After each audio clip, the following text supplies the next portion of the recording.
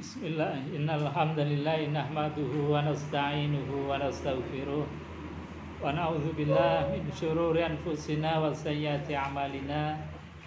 May yahdihillahu fala mudhillalah wa may yudlil fala hadiyalah. Asyhadu an la ilaha illallah wa asyhadu anna Muhammadan abduhu wa rasuluh. Allahumma shalli wa sallim ala sayyidina Muhammad wa ala alihi wa sahbihi ajma'in. Rabbi shrah li sadri wa yassir li amri wa hlul 'uqdatam min lisani yafqahu qawli, amma ba'd. Qala Allah ta'ala fi kitabil karim wa huwa asdaqul qailin. A'udzu billahi samil alim minasyaitonir rajim. Bismillahirrahmanirrahim. Wa la talbisul haqqo bil batili wa taktumul haqqo wa antum ta'lamun. Shadaqallahul azim wa shadaqa rasulul karim. Wa nahnu ala dzalika minasyahidin walhamdulillahi rabbil alamin. Bapak Ibu hadirin jamaah pengajian Kamis pagi yang dimuliakan Allah Subhanahu wa taala. Ini yang belakang dengar je suaranya ya. Suara maklum suaranya ini terbatas. Insyaallah pekan depan kita pasang speakernya. Bapak Ibu jemaah yang dimuliakan Allah Subhanahu wa taala, alhamdulillah wa syukrulillah la ni'matillah. Pagi hari ini kita bisa hadir di majelis yang mulia ini tentu berkat dari rahmat Allah Subhanahu wa taala yang kita terima pagi hari ini, sehingga kita dengan mudah dalam keadaan sehat walafiat, tidak kurang suatu apapun, dalam rangka untuk mengkaji ayat-ayatnya Allah Subhanahu wa taala. Karena memang di antara yang diperintahkan oleh Allah Subhanahu wa taala adalah ketika kita mengaku diri sebagai umat baginda Rasulullah sallallahu alaihi wasallam, maka mau tidak mau kita harus belajar tentang apa yang dibawa oleh Rasulullah. Yang dibawa oleh Rasulullah, beliau bersabda, taraktu fikum amrain intamasaktum bihima lan tadillu abada, kitabullah wa sunnatur rasul. Saya tinggalkan dua warisan besar, kata Rasulullah, yang kalau kita itu belajar, mengkaji, memahami dan mengamalkan apa yang menjadi warisan Rasulullah, lan tadillu abada, tidak akan pernah tersesat selama-lamanya, kata baginda. Artinya apa? Ini adalah satu bekal yang luar biasa. Kita ambil bagian warisan dari Rasulullah. Meskipun satu ayat kita kumpulkan, insya Allah kita mendapatkan warisan yang banyak, dan ketika kita wafat mudah-mudahan diwafatkan dalam keadaan husnul khotimah. Amin ya rabbal alamin. Kita lanjutkan tafsir Al-Qur'anul Karim, sudah sampai pada ayat yang ke-42. Bismillahirrahmanirrahim. Wala talbisul haqqo bil batil wa taktumul haqqo wa antum ta'lamun. Jadi ayat ini sebetulnya khitabnya atau yang diajak bicara, yang diajak rembugan itu adalah orang-orang ahli kitab. Jadi konteksnya supaya kita tidak salah faham di dalam memahami ayat ini. Jadi konteksnya, mukhatabnya yang diajak bicara itu orang-orang ahlul kitab. Kata Allah, wala talbisul haqqo bil batil. Wala talbisul haqqo, janganlah kalian mencampur adukan al haqqo yang hak, bil batil dengan sesuatu yang batil. Sesuatu yang tidak berdasarkan dari wahyu Allah Subhanahu wa taala.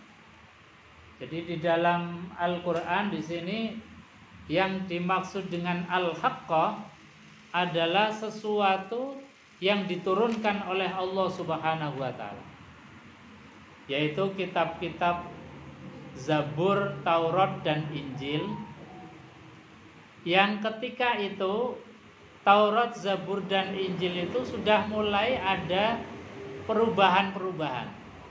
Ada sisipan, ada pengurangan, ada tambahan-tambahan, ada kepentingan-kepentingan mereka kemudian disisipkan dalam ayat-ayat, atau yang tidak sesuai, yang tidak kira-kira ayat ini enggak menguntungkan bagi mereka kemudian dipotong, kemudian ditafsirkan berbagai macam cara untuk supaya sesuai dengan kepentingan mereka. Maka kemudian turun ayat ini, wala talbisul haqqo bil batil. Nah, ini satu sanggahan dari Allah Subhanahu wa taala, pelurusan dari Allah bahwa kitab yang Allah turunkan itu jangan kemudian diacak-acak. Jangan keasliannya itu kemudian diberikan tambahan-tambahan. Makanya Allah Subhanahu wa taala itu menurunkan Al-Qur'anul Karim sebagai revisi terhadap kitab-kitab yang sebelumnya, sebagai penyempurna terhadap kitab-kitab Allah, Zabur, Taurat dan Injil. Karena memang kitab-kitab itu sudah mulai ada tambahan-tambahan, tidak asli lagi. Nah, ini yang disampaikan oleh Allah. Artinya apa? Bahwa di antara khobariyah, cerita atau berita yang Allah sampaikan, wala talbisul haqqo, maka kewajiban kita itu diantaranya adalah menjaga keaslian, kemurnian Al-Quran ini sampai dengan ila yaumil qiyamah. Jadi kita punya tugas itu. Meskipun Allah sudah mengikrarkan bahwasanya inna nahnu nazzalna dzikra wa inna lahu lahafizun. Sesungguhnya kami yang menurunkan Al-Quran dan kami yang pasti akan menjaganya. Nah, kata inna nahnu dengan dhamir jamak itu maknanya bukan berarti Allah nggak sanggup, nggak bisa menjaga Al-Quran sendiri, nggak. Nahnu di sini itu mengajak kita, mengajak umat Rasulullah Shallallahu Alaihi Wasallam supaya bareng-bareng menjaga Al-Quran. Nah, makanya ketika kita kemudian belajar Al-Quran, ini diantara penjagaan terhadap Al-Quran. Kita menghafalkan Al-Quran itu diantara penjagaan terhadap Al-Quran. Kita membuat majelis-majelis Al-Quran, atau seperti yayasan ini, Yayasan Rumah Tahfidz, yang harapannya mencetak generasi penghafal Al-Quran, penjaga Al-Quran, hamalatul Quran. Ini diajak oleh Allah karena memang Allah memberikan satu keleluasan kepada kita. Diajak kita ini supaya bareng-bareng menjaga Al-Quranul Karim. Makanya Allah sampaikan inna nahnu nazzalna dzikra. Sesungguhnya kami yang menurunkan Al-Quran, al-zikr, wa inna lahu lahafizun, dan juga kamilah, kata Allah, yang akan menjaganya. Jadi insyaallah Al-Quran ini sudah dijamin oleh Allah keasliannya, terjaga ila yaumil qiyamah. Bapak Ibu hadirin jamaah yang dimuliakan Allah Subhanahu wa taala. Jadi Allah berfirman di dalam ayat yang ke-42 ini, wala talbisul haqqo. Talbis asal kata dari ilbasun atau lubsun. Wala talbis, janganlah mencampur adukan. Jangan mencampur-campur, menambah-nambah al-haqqo, kebenaran. Kebenaran yang dimaksud adalah kitabullah, bil batil, dicampur dengan perkara-perkara yang batil. Jadi ayat ini turun berkaitan dengan tadi pelurusan terhadap apa yang dilakukan oleh orang-orang kafir, orang-orang ahlul kitab, yang dengan kitab-kitab itu kemudian mereka ambil yang sesuai kepentingan kepentingan mereka, yang tidak sesuai kemudian ditinggalkan. Bahkan seperti misalnya pernah saya sampaikan di sini tentang kepentingan bahwasanya Allah sudah menginformasikan nanti akan ada nabi akhir zaman namanya Ahmad, yang lahirnya di Mekah, yang hijrahnya ke Madinah, yang kekuasaannya ila Syam, sampai ke Syam. Ayat itu kemudian disobek, disimpan dalam peti, tidak diajarkan. Karena apa? Karena khawatir eksistensi mereka itu, iya, jadi kepentingan mereka itu nanti terganggu. Kepentingan mereka, eksistensi mereka nanti bisa kalah kalau kemudian ayat ini di dalam Zabur, Taurat, dan Injil itu disampaikan. Nanti kalau ada betul-betul nabi yang diturunkan oleh Allah, mereka semua akan berpaling pada mereka.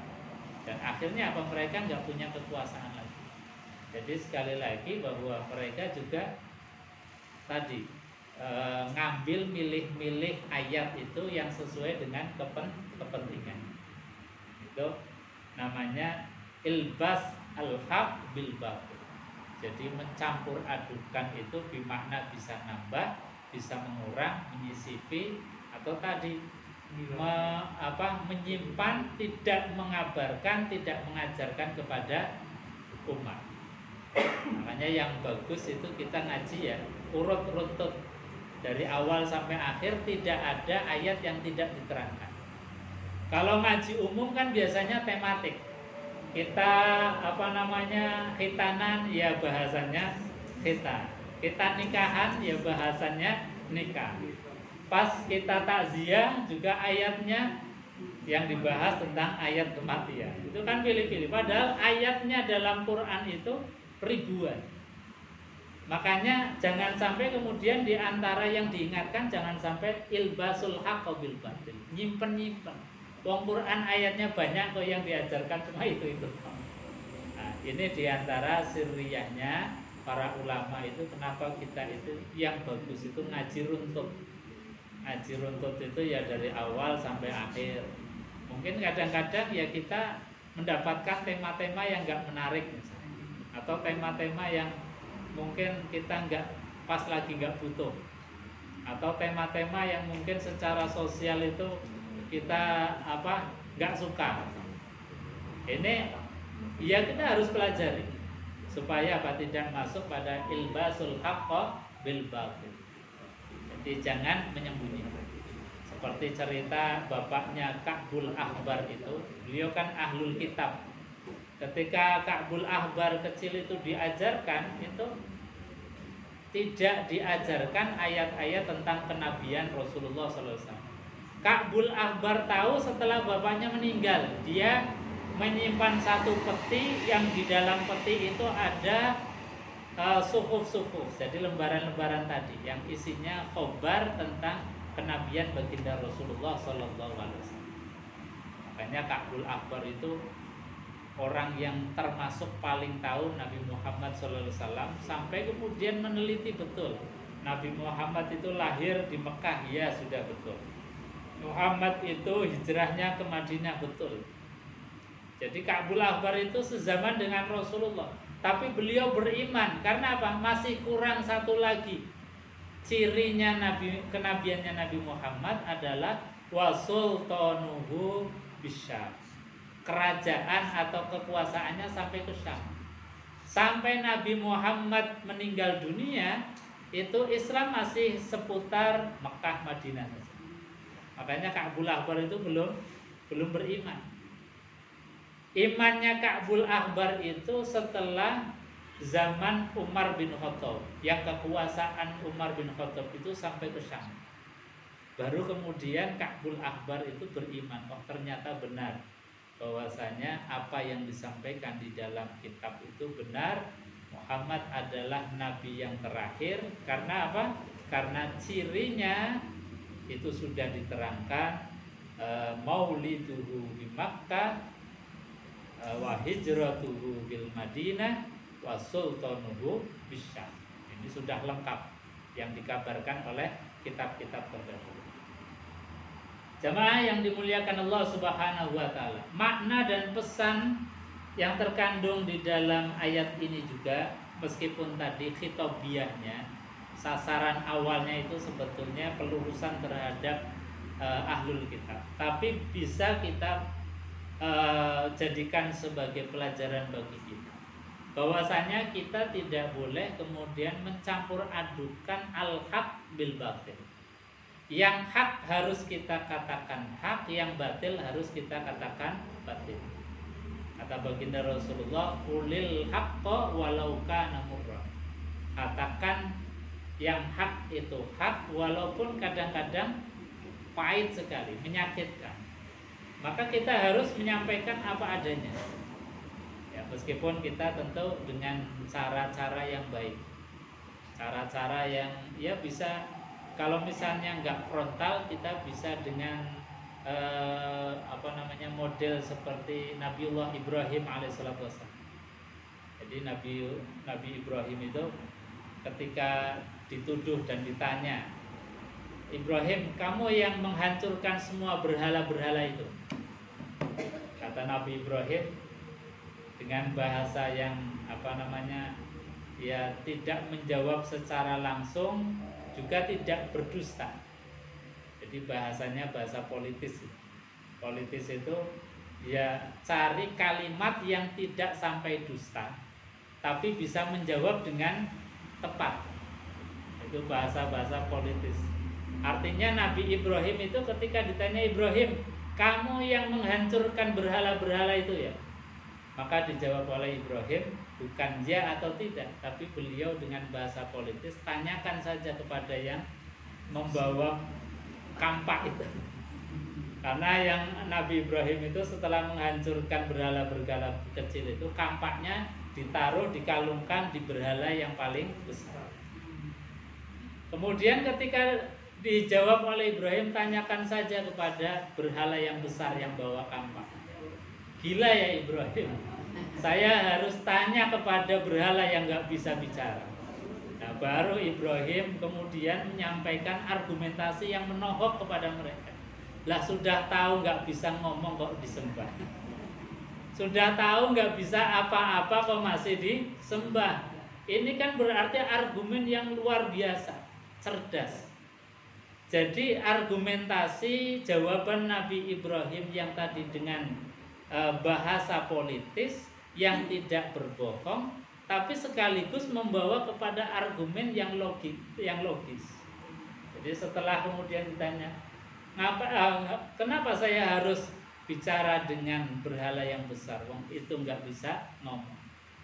Maka kemudian masuk argumentasi Ibrahim, lah wong tahu sudah bisa ngomong, kenapa disembah?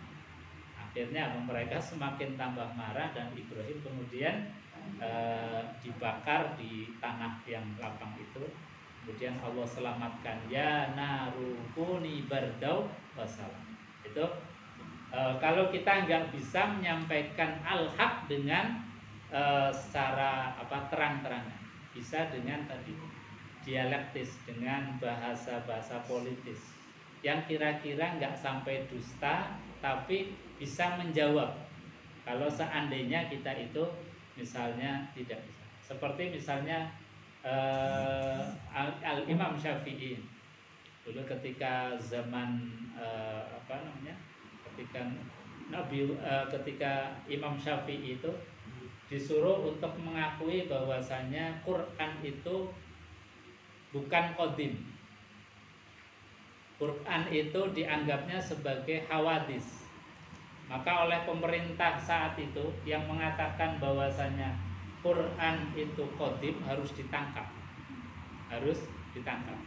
Makanya Imam Syafi'i kemudian dengan bahasa-bahasa yang tadi politis, tidak frontal, karena kalau beliau frontal akhirnya kemudian ditangkap. Nah, ini bahasa-bahasa yang tentu kita bisa menyesuaikan dengan supaya tidak berbohong, tetapi bisa dengan bahasa menyampaikan al-haq. Wala talbisul haqqo bil batil, janganlah mencampur adukan al-haqqo bil batil dengan sesuatu yang batil. Nah, ini termasuk dalam hal perbuatan kita, ucapan kita. Jadi kalau hal-hal yang berbau kebatilan itu hendaknya kita itu betul-betul jauhi. Nah, Ustadz, gimana misalnya kalau seperti tradisi-tradisi yang sudah ada, tradisi-tradisi yang sudah mengakar menjadi budaya kita, apakah itu tidak mencampur adukan al-haq dengan batil? Jadi hal-hal yang sifatnya muamalah, hal-hal yang sifatnya adalah kreasi kita, selagi tidak bertentangan dengan dalil-dalil umum dari Al-Quran maupun hadis, itu bisa dipakai dengan asal hal-hal yang tadi tidak bertentangan itu, yang bertentangan itu kemudian dihilangkan. Misalnya zaman dulu itu sudah dikenal dengan adanya gamelan, adanya ada wayang dan lain sebagainya. Ini kan wayang gamelan yang asalnya dari budaya sebelum Islam. Budaya-budaya sebelum Islam, budaya-budaya yang kebanyakan itu membawa kepada kemadharatan, kepada kemaksiatan. Nah, ini cerdasnya dari para ulama kita, budaya-budaya yang seperti itu kemudian disisipi dengan nilai-nilai Islam. Yang tidak sesuai itu dihilangkan, yang sesuai itu kemudian bisa dilestarikan, bahkan dijadikan sebagai sarana dan media dakwah. Makanya kita kenal misalnya dengan adanya wayang kulit, karena dulu orang-orang suka dengan wayang golek yang secara syar'i, kalau kita membuat sesuatu yang tasyabuh, yang menyerupai dengan makhluk, maka kata Rasulullah SAW disuruh untuk meniupkan ruhnya. Maka para ulama itu kemudian dengan kecerdasannya, akhirnya golek itu kemudian dibikin wayang kulit, sehingga gepeng, kalau gepeng itu kan sudah tidak menyerupai lagi sebagai bentuk makhluk atau manusia. Ini diantara trik dan cara kecerdasan para ulama. Jadi terhadap budaya itu syariat tidak a priori dan tidak termasuk sebagai ilbas, mencampur adukan antara yang hak dan batil. Mencampur adukan itu contohnya misalnya habis kumpul-kumpul tahlilan kemudian ada minum-minuman keras, lah itu baru namanya ilbasul haqqo bil batil. Tapi kalau kumpul kemudian adanya yang di situ adanya hanya kebaikan, misalnya tahlilan, baca yasin, kemudian ada tausiahnya, kan tidak ada satupun yang bertentangan dengan syariat. Ini berarti sudah tidak ada ilbas, tidak ada talbisul haqqo bil batil. Karena memang syariat itu sebetulnya tidak a priori terhadap budaya. Jadi budaya-budaya itu kalau sesuai dengan syariat malah dilestarikan. Misalnya budaya akikoh. Akikoh itu kan sebetulnya budaya sebelum Islam datang sudah ada. Jadi menyembelih ketika kita mendapatkan putra, kemudian kita menyembelih hewan. Itu zaman sebelum Islam ya sudah ada. Tapi menyembelih kemudian apa? Dagingnya itu hanya ditempatkan di tempat-tempat tertentu yang dianggap sebagai tempat suci. Kemudian apa? Darah dari kambing itu dioles-oleskan ke bayinya. Itu diantara akikoh zaman dulu sebelum Islam. Jadi akikoh sudah ada. Kemudian zaman Rasulullah akikohnya nyembelihnya itu tetap. karena menyembelih hewan itu sesuatu yang bagus. Ini bagian dari hadiah yang kita berikan kepada saudara, kepada tetangga dan lain sebagainya. Islam datang, nyembelihnya tetap, kemudian dibagi-bagikan dalam keadaan sudah matang. Kemudian darahnya itu karena tidak bermanfaat ditanam, diganti dengan olesan dari sesuatu yang harum. Makanya kita kalau akikoh itu kan ngolesi minyak wangi atau bedak. Itu diantaranya karena apa? Menghilangkan tadi tradisi-tradisi yang tidak sesuai, yang tidak baik, kemudian diisi dengan hal yang baik. Dan banyak sekali hal yang baik itu diteruskan. Misalnya tradisi rancang bangun. Kita kalau melihat menara pasti asumsi kita, oh itu ada masjid. Jadi kalau ada menara, gambarannya itu ada masjid. Artinya apa? Dalam benak kita menara itu sudah jadi simbolnya kita. Simbol masjid, simbol Islam. Padahal menara sendiri bukan budaya Islam.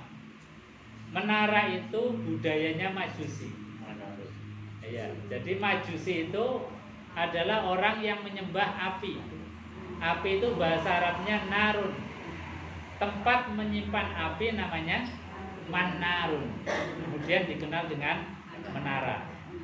Zaman Rasulullah SAW itu Nabi tetap membangun menara yang Bilal itu disuruh naik untuk azan.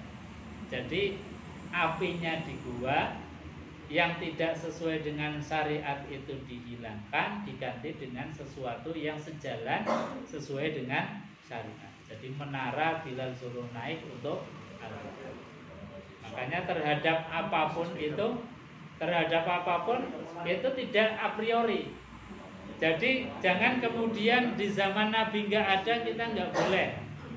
Tidak seperti itu. Makanya para ulama di dalam membuat satu kaidah hukum. Ini kaidah hukumnya di dalam ilmu usul fiqh adalah al-muhafadzatu ala qadimis sholih. Al-muhafadzatu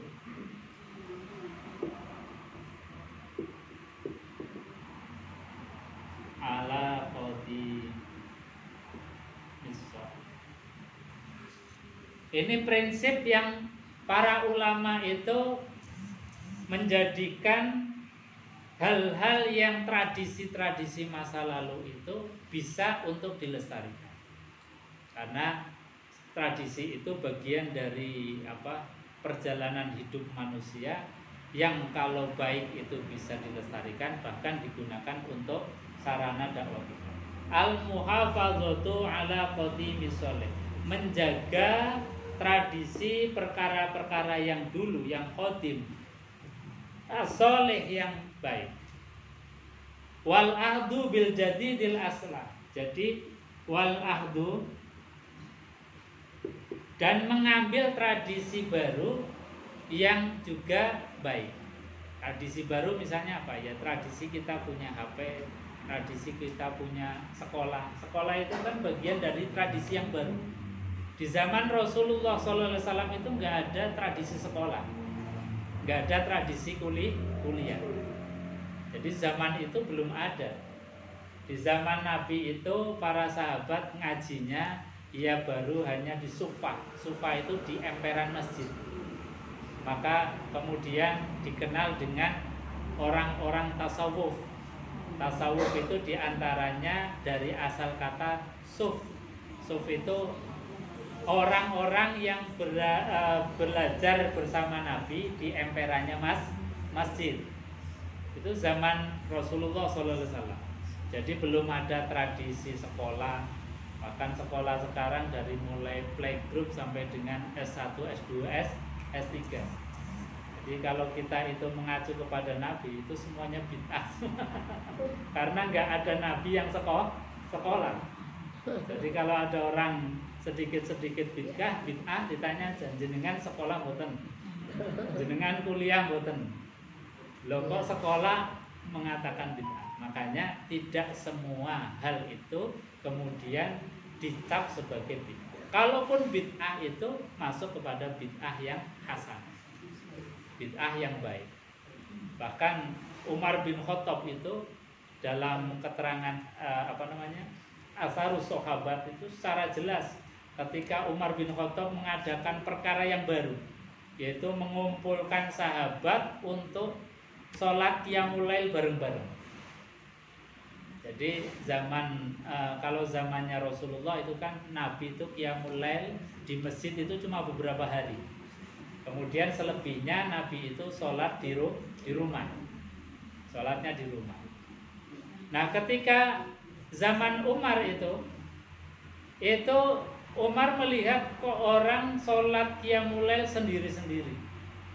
Alangkah baiknya, alangkah nikmatnya guyub kalau dibikin satu jamaah.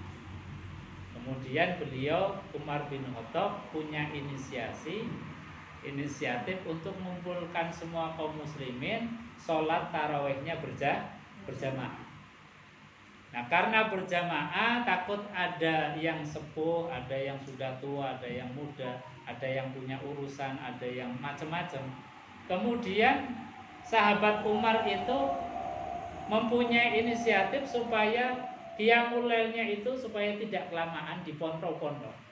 Dibikin 2 rakaat salam, 2 rakaat salam. Bukan hanya rakaat salam, tapi habis 2 rakaat salam istirahat dulu. Karena saking banyaknya istirahat kemudian muncul istilah tarawih. Tarawih itu asal kata dari sholat yang banyak istirahatnya. Sholat yang banyak istirahatnya, makanya disebut tarawih. Nah, jadi 2 rakaat istirahat dulu, mungkin baca sholawat atau mungkin yang kakinya kemeng ya istirahat dulu begitu. Itu namanya tarawih.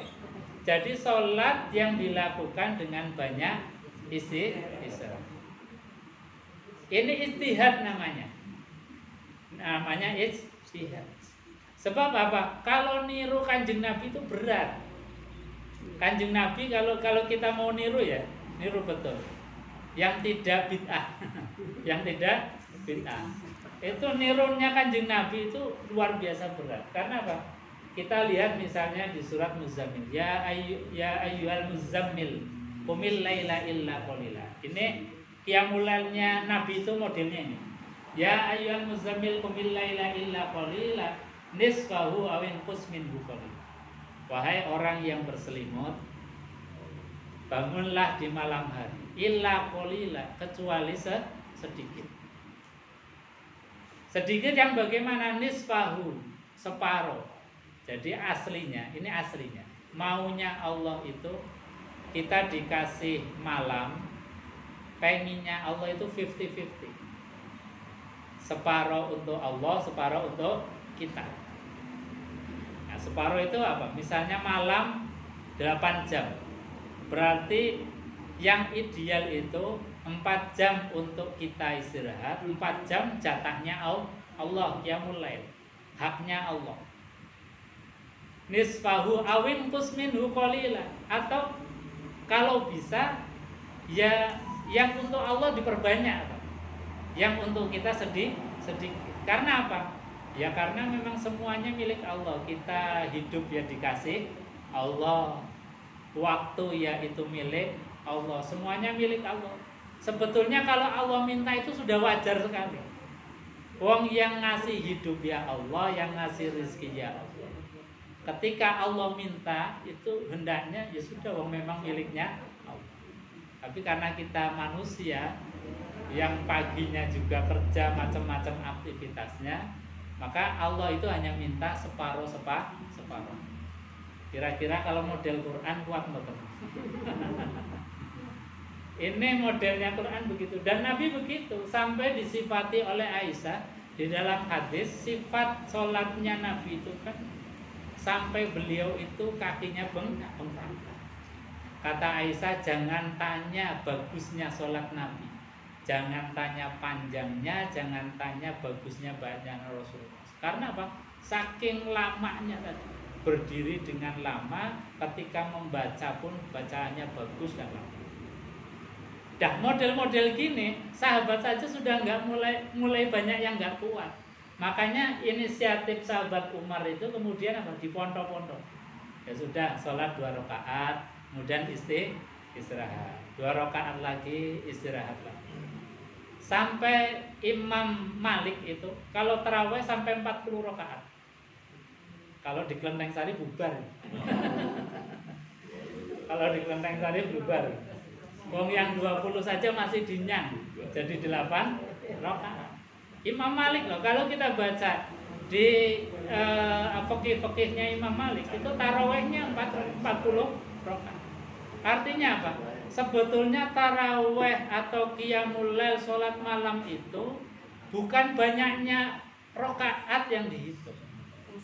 Tapi nisfahu awin kusminhu qalilah. Jadi patokannya itu separuh malam 50-50, separuh untuk Allah, separuh untuk kita. Lah kita sekarang itu ributnya masalah rakaat dan gak barbar. Padahal apa? Yang dimauinya Allah itu ya sudah nisfahu awin kusminhu qalilah. Makanya jangan geger masalah rakaat. Wong Imam Malik saja sampai 40 rakaat. Sahabat Umar 20 rakaat. Sampai sekarang bahkan di Arab Saudi saja yang menganut mazhab Imam bin Hambal itu tetap 20 rakaat tarawih ditambah witirnya 3. Hanya kita jangan berpolemik itu terus karena memang Quran bukan itu yang diminta. Nisfahu awin kusminhu. Nah, Nabi kenapa enggak memperbanyak? Ya karena sudah mentok waktunya sampai fajar. Makanya beberapa rakaat saja itu Nabi sudah qiyamul lailnya mentok fajar. Ini di zaman Rasulullah Sallallahu Alaihi Wasallam. Jadi hal-hal yang baru yang tidak bertentangan dengan syariat itu tidak disifati sebagai bid'ah yang kullu bid'atin dolalah wa kullu dolalatin finnar. Kalau itu berarti ya termasuk Umar bin Khattab dolalatin finnar. Karena apa? Membuat sesuatu yang di zaman Rasulullah tidak ada. Ya kita termasuk juga. Wong kita itu sekolah, kita itu kuliah, padahal zaman Nabi tidak pernah ada sekolah, tidak ada kursus. Ini. Makanya sekolah yang sifatnya klasikal itu di zaman awal-awal kemerdekaan itu juga pernah disoal. Karena apa? Yang membawa sistem klasikal sekolah itu, sekolah yang klasikal itu kan orang-orang penjajah, orang-orang Belanda. Makanya dulu pesantren itu menolak. Supaya apa? Supaya ada tidak tasyabuh, tidak menyerupai. Jadi sebagai perlawanan kita diantaranya yang memberikan status hukum tidak boleh sekolah dengan sifat klasikal. Tapi setelah sifat itu hilang dan model sekolah itu dirasa lebih efektif, lebih kemudian fokus, ya kita tetap terima. Karena apa? Dasarnya tadi para ulama al-muhafazatu ala qadimis shalih wal ahdu bil jadidil asr. Jadi menjaga tradisi-tradisi lama yang baik yang tidak bertentangan dengan syariat dan juga bisa mengambil tradisi-tradisi yang baru yang bagus juga. Wal ahdu bil jadidil asr. Yang punya nilai maslahat, manfaat meskipun itu baru bisa diterapkan untuk kita. Monggo.